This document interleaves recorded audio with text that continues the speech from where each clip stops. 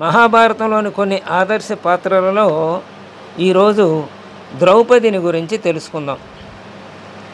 ఈ ద్రౌపదీదేవి పాంచాల రాజు అయినటువంటి ద్రుపదుని కుమార్తె. ఈమె అయోని సంభవురాలు, అంటే మనకమల్లే గర్భం నుంచి ఉద్భవించలేదన్నమాట, యజ్ఞకుండం నుంచి ఉద్భవించింది ఈమె అనుపమానమైనటువంటి సౌందర్యవతి. ఆ రోజుల్లో అంటే ఇంతటి సౌందర్యవతి ఆ రోజుల్లో భూమండలం మీద ఎక్కడా లేదన్నమాట. ఈమె శరీరం నుంచి ఒక విధమైన తామర పువ్వు యొక్క పరిమళం వంటి పరిమళం వెలువడి ఒక క్రోసు దూరం దాకా విస్తరించేది. అంతటి సువాసనలు ఆమె శరీరం నుంచి వెదజల్లబడుతూ ఉండే అన్నమాట.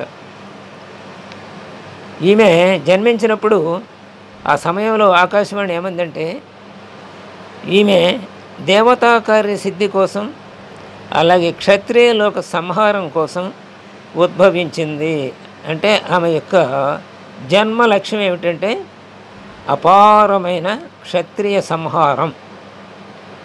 అందుకే భారత యుద్ధం జరిగింది. 18 హక్షౌణుల సేన మట్టుబెట్టబడింది. ఈమె మూలంగా కౌరవ వర్గానికి భయం కూడా కలుగుతుందని ఆకాశవాణి పలికింది. ఈమె నల్లగా ఉండేది, కానీ అందుచేతనే ఈమెని కృష్ణ అని పిలిచేవారు. అలాగే భారతంలో ఇంకా కృష్ణులు ఉన్నారు అని చెప్పుకుంటాం. అర్జునుడు కృష్ణుని అంశే, వ్యాసుడు కృష్ణుని అంశే, ఈ ద్రౌపది కూడా కృష్ణుని అంశే. ఈమె నల్లగా ఉంటుంది కాబట్టి కృష్ణ అని పిలిచేవాడు. అయితే పూర్వజన్మలో పరమశివుడు ఈమెకు ఒక వరం ఇచ్చాడు. వచ్చే జన్మలో నీకు 5 భర్తలు ఉంటారు అని ఒక వరం ఇచ్చాడు. ఆ కారణం చేతనే ఈమెని స్వయంవరంలో అర్జునుడు ఒక్కడే గెలుచుకున్నా కూడా కుంతీదేవి ఆదేశానుసారం ఆమె తనయులు 5 కూడా ఈమెను పెళ్లి చేసుకున్నారు. వీళ్ళు ఏకచక్రపురంలో ఉన్నప్పుడు, అంటే లక్షాగృహం నుంచి తప్పించుకొని ఏకచక్రపురానికి వచ్చినప్పుడు ఏకచక్రపురంలో వీళ్ళని వ్యాసుడు కూడా కలుసుకున్నాడు. అప్పుడు ద్రౌపది వృత్తాంతం అంతా ఎరిగించాడు, తెలిపాడు. ఈమెకు 5 భర్తలు లభిస్తారు, అంటే మీకోసమే ఆమె జన్మించింది, మీ 5 కోసమే అని చెప్తాడనమాట.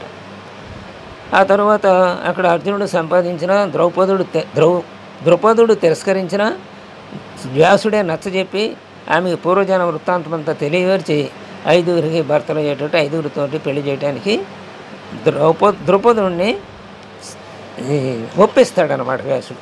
ఆ రకంగా ఈమె 5 పెళ్లి చేసుకుంది. ద్రౌపది ఉత్తమ శ్రేణికి చెందిన పతివ్రతామ తల్లి, భగవద్భక్తురాలు. ఈమెకు కృష్ణుని పాదార బిందాల మీద అచంచలమైన ప్రీతి ఉండేది. ఈమె అతనిని తన హితైషిగా, అంటే తన మేలు కోరేవాడుగా భావించేది, కృష్ణుని తన రక్షకుడని కూడా భావించేది, అలాగే పరమ ఆత్మీయుడని భావిస్తూ ఉండేది. అతడు సర్వవ్యాపకుడు, సర్వశక్తియుక్తులు కలవాడు అని ఈమె దృఢంగా విశ్వసించింది. కౌరవుల సభలో దుశ్శాసనుడు ఈమె ఎడల చాలా క్రూరంగా ప్రవర్తించాడు కదా. అన్నగారి ఆజ్ఞను అనుసరించి ఆమెను వివస్త్ర చేయటానికి పూనుకున్నాడు. సభాసదులు ఎవరూ అతని అత్యాచారాన్ని నిరోధించే ప్రయత్నం చేయలేదు. అప్పుడు ఉన్నారు అందరూ గొప్పవాడు, ద్రోణుడున్నాడు, ద్రోణుడున్నాడు, భీష్ముడున్నాడు, కృపాచార్యుడు ఉన్నారు. వీళ్ళందరూ నిమ్మకు నీరెత్తినట్టే ఉండిపోయారు. అప్పుడు ఈమె తన లజ్జను కాపాడుకోవడానికి మార్గం ఏది కానరాలేదు. ఎంతో ఆర్తితో ఆరాటంతో కృష్ణ భగవానుని ప్రార్థించింది. అప్పుడు కృష్ణ భగవానుడు హృదయ నివాస అని ఎప్పుడైతే ప్రార్థనలో విన్నాడో వెంటనే అక్కడికి వచ్చేసాడు ఆయన. ఆ సమయంలో ద్వారకలో ఉన్నాడు, అయినా సరే అక్కడికి వచ్చాడు. ధర్మరూపంతో ఆమె వలువలలో దాగి ఉన్నటువంటి ఆమె మానాన్ని కాపాడాడు. భగవానుని కృప వలన ఆమె వలువలు అంటే ఆమె వస్త్రాలు అక్షయమయ్యాయి, అంటే తరిగిపోకుండా ఉన్నాయి అన్నమాట. దుశ్శాసనుడు లాగుతూనే ఉన్నాడు, ఆ వస్త్రాలు ఇంకా ఇంకా వస్తూనే ఉన్నాయి. ఇదంతా చూస్తున్నారు అందరూ. ఆ పెద్ద వస్త్రపు గుట్ట ఏర్పడింది అక్కడ. మహాబలశాలి అయినటువంటి దుశ్శాసనుని చేతులు వస్త్రాపహరణం చేసి చేసి అలసిపోయాయి, కానీ చీర యొక్క చర్మ భాగాన్ని పట్టుకోలేకపోయాయి. అక్కడ చేరి ఉన్న జనులంతా కూడా ఆమె యొక్క భగవద్భక్తికి ఆ పతివ్రత మహాతల్లి యొక్క అద్భుత ప్రభావాన్ని ప్రత్యక్షంగా చూశారు. చివరకు దుశ్శాసనుడు పరిశ్రమ చేసి చేసి చీర యొక్క చివరి భాగాన్ని కనుగొనలేక విసిగిపోయి లజ్జావనత ధనుడని లజ్జతో వెనకకు పోయి తన స్థానంలో కూర్చున్నాడు. ఈ విధంగా భక్తవత్సలుడైన పరమాత్మ తన భక్తురాలి గౌరవాన్ని కాపాడాడు. అంటే ఎంత ప్రశస్తమైనదండి ఆ స్వామి యొక్క భక్తవాత్సల్యం. భక్తులు ఆపదలో ఉంటే స్వామి అంతగా స్పందించి వెంటనే వారిని ఆపద నుంచి గట్టెక్కిస్తాడు. గజేంద్ర మోక్షంలో కూడా ఆమె తోటి అంటే లక్ష్మీదేవితోటి పాచికలాడుతుండగా ఆయనకి ఆ గజేంద్రుని ఆర్తనాదం విని లక్ష్మీదేవితోనూ చెప్పలేదు, అక్కడ పరివారంతోనూ చెప్పకుండా గబగబా వచ్చేసాడు కదా. సిరికెన్ చెప్పడు శంకుచక్ర చేదోయి సంధింపడని మనం చదువుకున్నాం కదా. అలా ఎవరికి చెప్పకుండా వచ్చేసాడు ఆయన. ఆయనతో పాటు వాళ్ళందరూ కూడా వచ్చారు ఆయన పిలవకపోయినా. అంతటి వాత్సల్యం ఆయనకి భక్తుల పట్ల ఉండేదన్నమాట. అందుకనే ద్రౌపదిని ఈ రోజున ఆ వస్త్రాపహరణ రోజున అంటే కాపాడాడన్నమాట. ఇంకా మరి ఒక్కపడి ఇంకో సంఘటన కూడా తెలుసుకుందాం. ఒకప్పుడు పాండవులు ద్రౌపదితో కామ్యక వనంలో ఉన్నారు. అంటే వనవాసంలో. అప్పుడు దుర్యోధనుడు పంపగా దూర్వాసుడు తన 10,000 మంది శిష్యుల బలగాన్ని వెంటబెట్టుకొని పాండవుల దగ్గరకు వచ్చాడు. దుర్యోధనుడు పాండవులకు కీడు చేయి తెలుస్తాడు కదా ఎప్పుడు. అందుచేత ఏం చెప్పాడు, అందరూ పాండవులకు అందరూ భోజనాధికారులు ముగించుకొని విశ్రమిస్తూ ఉన్న తరుణంలో దూర్వాసుని వారి కడకు పంపాడు. దూర్వాసుడు 10,000 మందితో వస్తే వాళ్ళని పంపాడు ఆయన దగ్గరికి. ఆయన అక్కడికి వెళ్తే భోజనం పిలుస్తారు కదా, భోజనం పెట్టలేరు కదా, వనంలో ఉన్నారు కదా. అందుచేత మహారాజు యుధిష్ఠిరుడు అతిథులను సేవించే ఉద్దేశంతోనే సూర్య భగవానుని ఆరాధించి అతని వలన ఒక అక్షయ పాత్రను ఒకదానిని పొందాడు. అందు పచనం చేయబడినటువంటి పదార్థం కొంచెమైనా సరే అక్షయం అవుతూ ఉంటుంది. అంటే ఎంతమందికి వడ్డించినా అది ఇంకా అందులో మిగిలే ఉంటుంది. కానీ అందరూ భోంచేసి చివరకు ద్రౌపది కూడా భోంచేసిన తర్వాత ఆ రోజుకి ఆ అక్షయ పాత్ర యందు అన్నం ఉండదు, మిగలదన్నమాట. అయితే ఇప్పుడు ఇక ఆ పాత్ర యందు అక్షయ ప్రభావం ఉండదు కదా. మరి అలాంటి సమయంలో యుధిష్ఠిరుడు మహర్షిని శిష్యపర సమేతంగా భోజనానికి ఆహ్వానించాడు. దూర్వాసుడు ఏం చేశాడు, తన బలగంతో నిత్యకర్మానుష్ఠానం నిర్వర్తించుకొని వస్తానని చెప్పి స్నానార్థం గంగా తీరానికి వెళ్ళాడు.